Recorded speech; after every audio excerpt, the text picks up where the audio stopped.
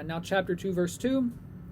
And we know that the judgment of God rightly falls upon those who practice such things.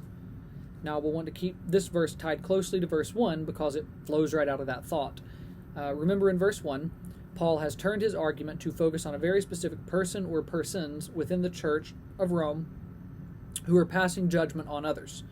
And he tells them that they are without excuse, for they are guilty of doing the very things in which they judge others for.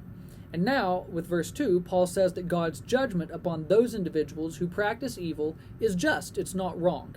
He's actually shown that already in chapter 1. This is how he begins to develop his argument further. So, let's not muddy the waters here. Paul's logic isn't complicated. He's saying, look, you who are passing judgment are actually guilty of the things you're judging others for. And, by the way, God is right to judge you for that, the same as he judges them. Because anybody who does those things is under the judgment of God. That's how Paul is arguing this.